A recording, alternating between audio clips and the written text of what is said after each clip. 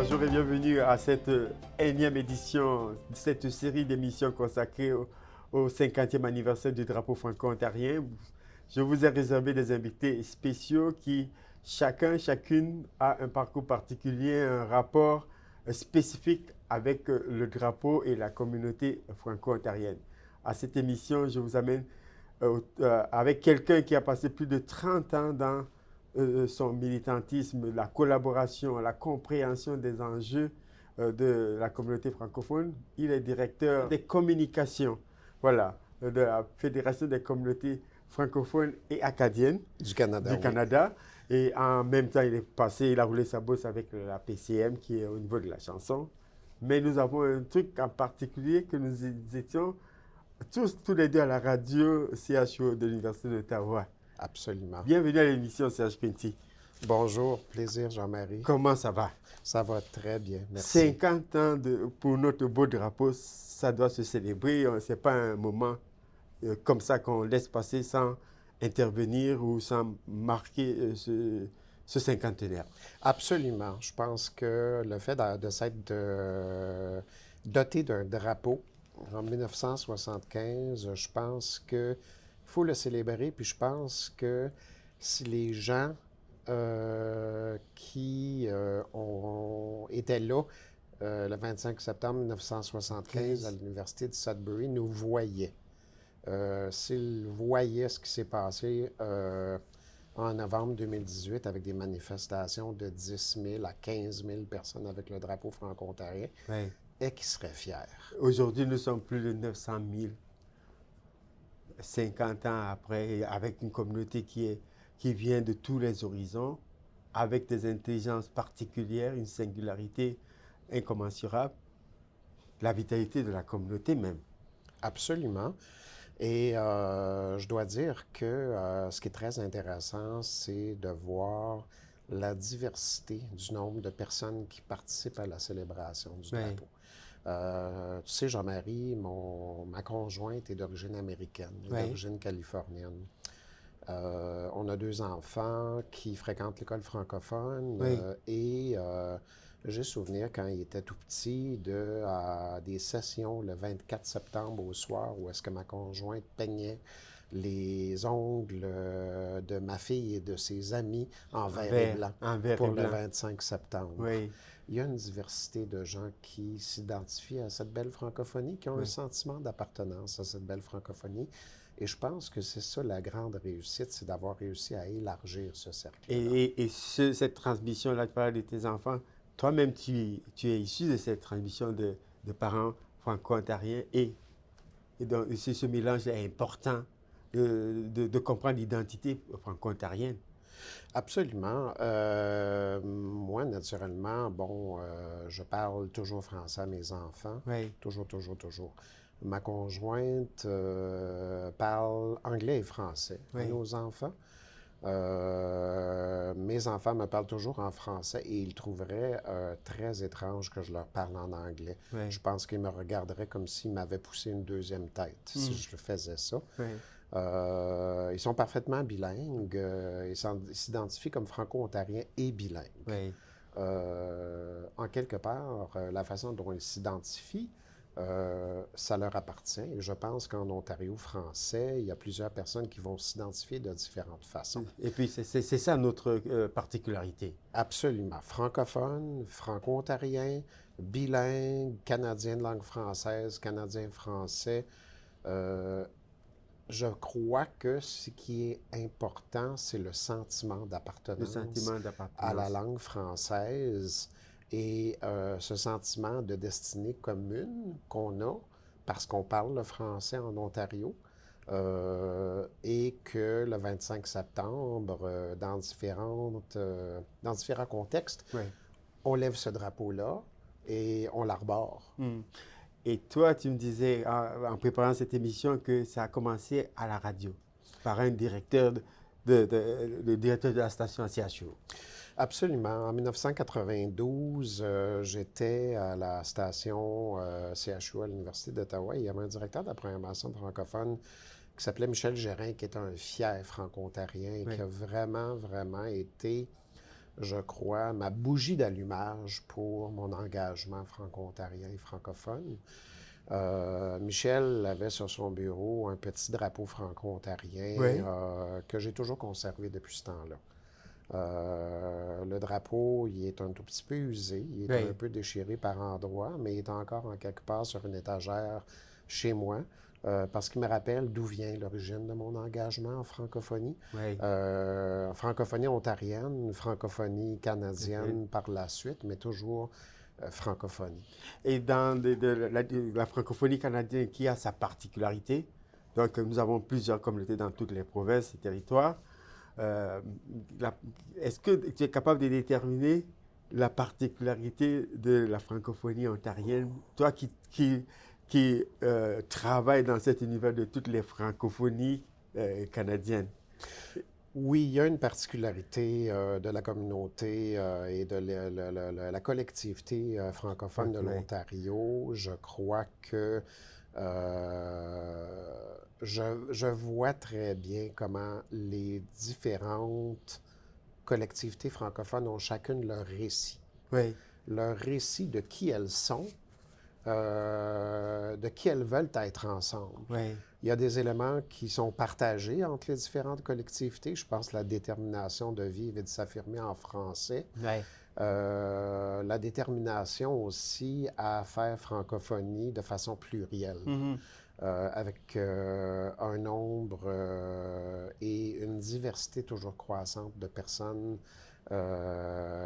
nouvelles arrivantes, de personnes qui Des n'ont pas aînés, le français nécessairement oui, comme langue maternelle, oui, mais qui ont le français comme langue d'usage.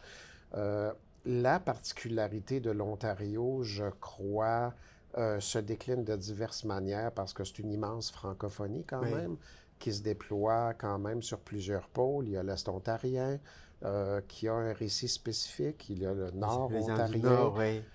qui a été en quelque part une étincelle pour l'affirmation franco-ontarienne, justement, avec le lever du Le drapeau drapeau franco-ontarien franco-ontarien. en 1975 à l'Université de Sudbury, qui est de retour en force, d'ailleurs, à l'Université de Sudbury en Sudbury, 2025. oui. Et ensuite, il y a la région du centre-sud-ouest, qui est une région en émergence, qui est la région qui a la croissance la plus rapide Oui, dans toute la francophonie ontarienne, qui est une francophonie encore là qui est très qui est diverse. très divers. Donc oui, il y a des récits spécifiques de la francophonie en Ontario. Il y a Windsor, je ne voudrais pas oublier les gens de Oui, oui, Windsor, oui. qui tirent leur origine des explorateurs français qui Français. sont arrivés en 1700 avec le sieur de Cadillac. Oui, Donc, et en quelque part, dans le récit qu'on se fait de qui on est comme francophone, il y a des jalons. oui. Il y a l'école de la résistance de Penetanguishene en En effet. En effet. 1979. Et il y a eu naturellement tout le mouvement autour de l'hôpital Le Montfort Vita en Montfort, oui. 1997. 97, oui. Et plus récemment, j'en parlais tout à l'heure, les événements de 2018. 18. Il y a naturellement la bataille des épingles à Des chapeau. épingles. On a une école ici dans l'Est ontarien qui s'appelle Béatrice Oui. Desloges, qui est nommée pour une des enseignantes de l'école GIG. Et l'école Béatrice Desloges a pour symbole une épingle à chapeau. Oui. Donc, Notre francophonie est marquée par des batailles, des combats menés, des batailles gagnées.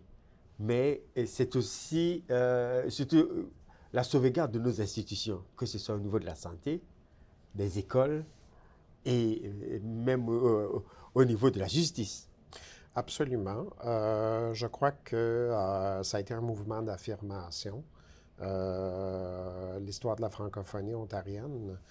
Je pense que, en quelque part, oui, il faut, lorsqu'on est francophone en milieu minoritaire, il faut mener des luttes. Oui, Je crois que se lever chaque jour et vivre en français, c'est un geste d'affirmation et c'est un geste politique en soi.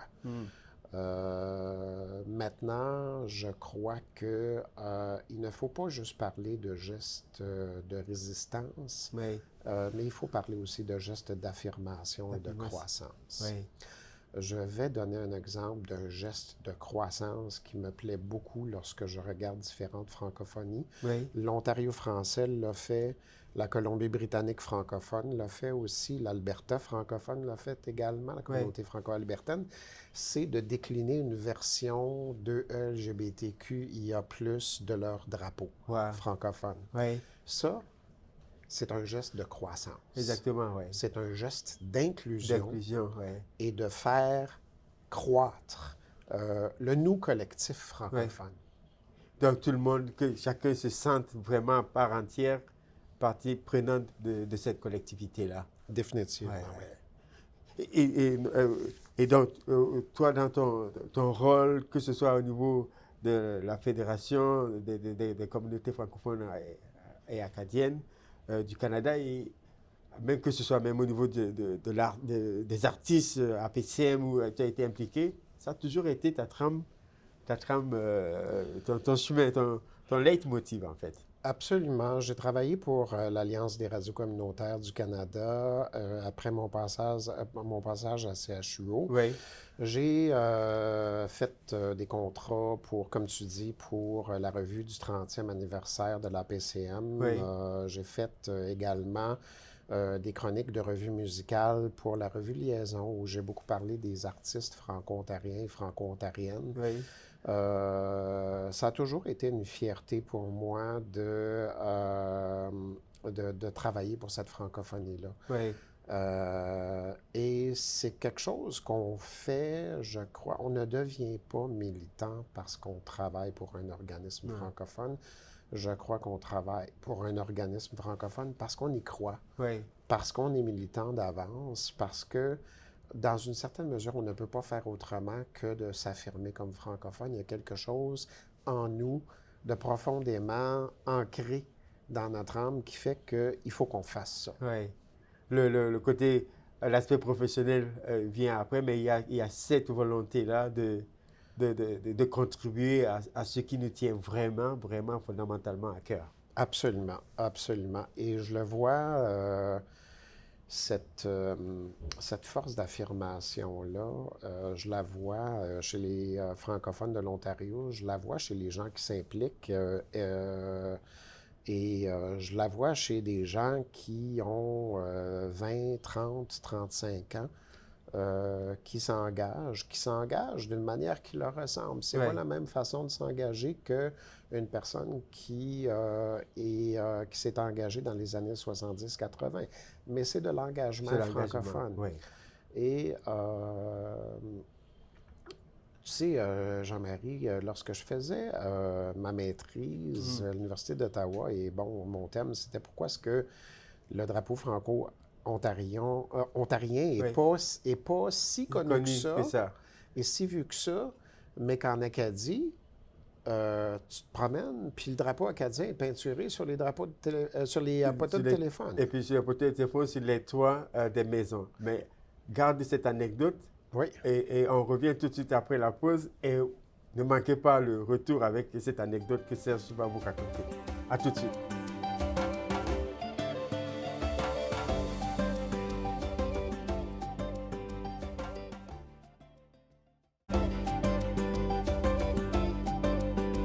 De retour après la pause, toujours accompagné de Serge Quinty, directeur des communications de la FCFA. oui, Et puis, plus impliqué dans la communauté depuis toutes ces années. Hein. Et le gars, il est dans la francophonie, les mains, il est là, on tient la barre. Et puis, on l'a invité pour nous parler de ce 50e de notre drapeau, en fait, notre fierté provinciale et qui va devenir maintenant internationale, même bientôt. Tu me parlais de la célébration du drapeau, la culture, qu'il y avait de la différence avant la pause entre au Nouveau-Brunswick et nous ici en Ontario. Puis c'est quelque chose qui t'a marqué et que tu t'as dit, mais ouais, pourquoi ne pas le faire ici? Oui, définitivement. Lorsque je suis allé à l'été 99 au Nouveau-Brunswick, je suis allé à Caraquet. Oui, Puis je me promenais, puis comme tu disais, le drapeau acadien partout, sur les toits, peinturé c'est toits, peinturé c'est pas ton téléphone. Et je me disais, mais comment est-ce que ça se fait que c'est comme ça ici, mais pas en Ontario? Et j'en ai fait mon mémoire de maîtrise en en sociologie. sociologie, oui. Et ce que j'ai trouvé, c'est que, bon, naturellement, il y avait la force d'un mythe fondateur très fort, Oui, collectif très fort en Acadie. Il y avait une de mes amies acadiennes qui m'avait dit, écoute, Serge, je peux pas te l'expliquer pourquoi est-ce que je tiens tellement à mon identité acadienne. Je peux juste pas. C'est pas, c'est ici, c'est dans le ventre, là. oui. Maintenant, à l'époque où est-ce que je faisais tout ça, il y avait quand même aussi tout ce qui se passait autour de l'hôpital Montfort. L'hôpital Montfort, oui. Et je dirais que lorsqu'on parle de mythe fondateur, dans une certaine mesure, à tout le moins pour les francophones, je le vois beaucoup dans l'est de l'Ontario. Euh, Toute la lutte autour de Oui, Montfort, jusqu'à la victoire finale en 2002, en a 2002, vraiment oui. créé quelque chose. Créer quelque chose de vraiment là, viscéral. Et puis tu disais que c'est comme ça prend une crise pour vraiment réveiller dans nous cet élan qui se cachait, qui dormait en fait. C'est que c'est quelque chose qui nous rappelle à un niveau très fondamental pourquoi est-ce qu'on est ensemble, puis pourquoi Oui, est-ce qu'on avance ensemble dans ce genre de progression-là. J'aime pas parler juste de lutte parce qu'en oui, quelque part, la francophonie, c'est une histoire de lutte, oui, mais c'est une histoire d'affirmation, comme je le disais tout à l'heure. oui. Et des fois, on avance. Dieu merci, il arrive qu'on avance sans trop de lutte juridique, etc. Mais il y en a quand même encore beaucoup. Mais tout cela, je dirais, c'est que après l'épisode Montfort, on a commencé à voir les monuments de la francophonie ontarienne qui ont surgi un tout petit peu partout. Le lever de drapeau aussi. Oui. Et puis, moi, je suis arrivé, je suis devenu papa autour de 2011. Oui. Et le 25 septembre, en milieu scolaire, c'était rendu gros. C'était rendu gros. C'était rendu le concours des lunchs verts et blancs. Oui. Là, Comment tu est-ce parlais de que... ça, oui, les Ouais, concours des lunchs, tu étais dans l'organisation des lunchs verts et blancs. oui. Oui, Et c'était les enfants qui revenaient à la maison puis qui me disaient, Papa, oublie pas, là, demain, il faut que tu me fasses un lunch vert et blanc. oui. Puis il y avait des parents qui, comment dire, qui rivalisaient de Créativité, créativité. oui. On sortait des contenants en plastique vert, des contenants en plastique blanc. Oui. Des fois, on inversait les Des choses à couvercles. manger blanches, des choses à manger vertes. Oui, absolument. Et bon, comme je le disais, il y avait, nous, on avait un rendez-vous annuel. Il y avait des amis de ma fille qui venaient à la maison, Oui. 5, 6, 7, et puis on se faisait une séance de peinturage d'ongles en vert et blanc. Il y avait naturellement les vêtements vert et blanc, Oui. les rassemblements, les défilés. Il a commencé à y avoir des tintamarres Oui. également dans les écoles, où est-ce que les élèves, effectivement, sortent dans la rue Un, habillés en vert et blanc. un vrai parcours de vitalité d'une communauté, en fait. Absolument. Je dirais que à ce niveau-là, on a fait, à mon sens, beaucoup de chemin. Euh, le drapeau franco-ontarien est beaucoup plus visible qu'il l'était par le passé. Oui. Beaucoup plus visible. Est-ce qu'on peut aller encore plus loin? Moi, je pense que Oui. oui.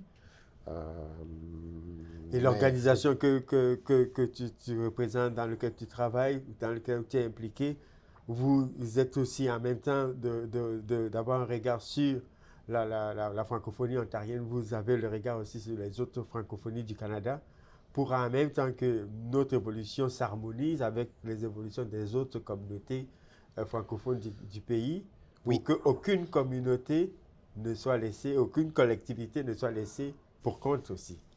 je vais te raconter, Jean-Marie, à ce niveau-là, un beau moment que j'ai vécu. Et c'était le 1er décembre 2018. Oui.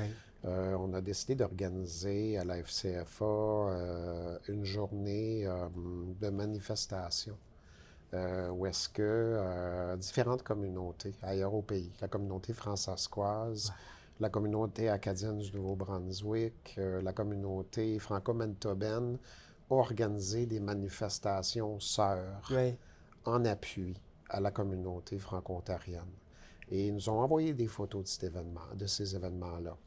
Et là, tu vois des gens qui manifestent à Regina, à Saskatoon, avec le Wow. drapeau françaiscois et le drapeau franco-ontarien côte à Wow. côte. Oui.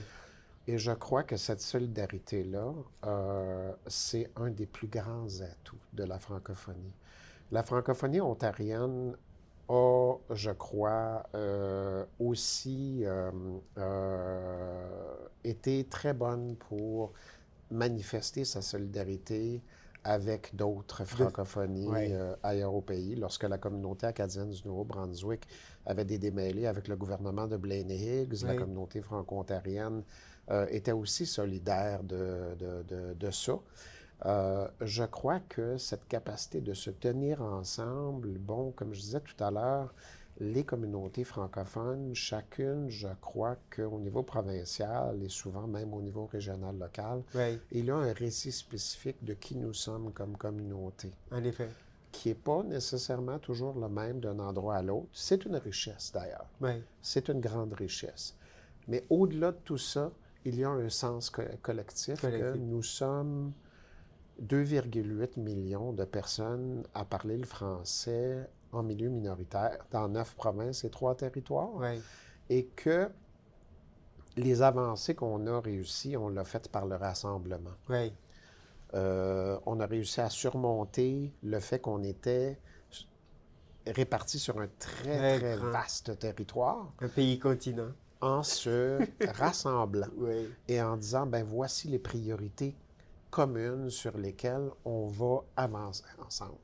C'est un, les gens ne peuvent pas imaginer combien ça peut prendre comme mobilisation, temps de rencontres pour accorder tous les violons pour qu'on ait la même vision. C'est énorme ça. C'est très long et je dirais, la FCFA, l'organisme pour lequel j'ai le privilège de travailler, fête son 50e anniversaire cette En année effet, aussi. ça aussi, ouais. Un autre cinquantenaire. Oui, et on a été créé en novembre 1975 par 9 associations provinciales, territoriales qui estimaient qu'il fallait qu'elles aient une voix nationale pour pouvoir avancer politiquement, aller chercher certains droits qu'elles n'avaient pas, Oui. réclamer du gouvernement fédéral un programme, en fait un plan de développement, une politique de développement global de la francophonie. Oui. Et le slogan de la FCFA, c'est une voix qui rassemble. Une voix qui rassemble, oui. C'est, je crois, l'ADN de ce qu'on fait. C'est de rassembler tout ce réseau-là d'organisations. On est rendu 25 organismes membres au sein de la FCFA. Oui.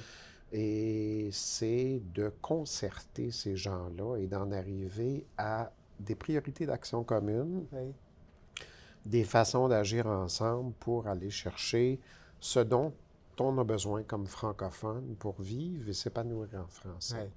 Oui. C'est comme ça qu'on l'a fait en éducation. C'est comme ça qu'au niveau provincial, les Franco-Ontariens se sont rassemblés en 1979 autour des francophones de Penetanguishene. Ils ont exprimé leur solidarité. Au niveau national, les francophones se sont rassemblés autour des grandes luttes en éducation. En éducation, en immigration, il y a eu énormément de travaux qui ont été également faits sur l'avancement de nos communautés, l'état de nos communautés que vous avez mené. Coup de chapeau à tous ces petites batailles. C'est vrai que on n'est pas seulement que nous ne sommes pas seulement que des batailles, mais coup de chapeau quand même à à la célébration de ces victoires. Oui, absolument. Et c'est en immigration francophone, le modèle, c'est très clairement un modèle de rassemblement des forces collectives. Oui. Il y a des actions qui se passent sur le terrain, puis ensuite, il y a un espace au national où on travaille ensemble pour renforcer nos capacités Oui. et dire, ben voici ce sur quoi on veut travailler. On veut, bien sûr, accroître la population francophone au pays, mais on veut aussi pouvoir assurer le bien-être et la réussite des immigrants francophones et des immigrantes francophones qui s'installent chez nous. Oui. Voici qu'est-ce que ça prend et ensuite comment ça va se décliner dans chacune de nos régions. Et plus que quelques temps pour terminer l'émission, Serge, j'aimerais que tu t'adresses à la communauté francophone qui nous regarde devant cette caméra-là pour le cinquantenaire du drapeau et également sans oublier le cinquantenaire aussi de la FCFA. Je vous dirais, chers francophones de l'Ontario, que chaque fois que vous vous exprimez en français en public, vous posez un geste d'affirmation. Je vous dirais, continuez à vous affirmer, continuez à vous montrer en public avec nos couleurs, le vert et le blanc. Je vous dirais à tous les francophones et toutes les francophones du pays qui se lèvent chaque matin, déterminés à vivre en français, déterminés à transmettre cette langue-là à nos générations futures, je vous dirais chapeau. C'est grâce à vous qu'on avance. C'est grâce à vous qu'on avance. Vous avez écouté le message. Et en tout cas, merci encore, Serge. Merci d'avoir bon cinquantenaire du drapeau franco-ontarien. Merci. Bon cinquantenaire pour la FCFA. Merci d'avoir pris le temps de venir, de partager là, cette expérience-là avec toute la communauté francophone qui va nous écouter. C'est un grand privilège pour moi. Merci. Vous restez à l'écoute des programmes et puis allez, on reste scotché avec d'autres invités. Bon cinquantenaire, au revoir.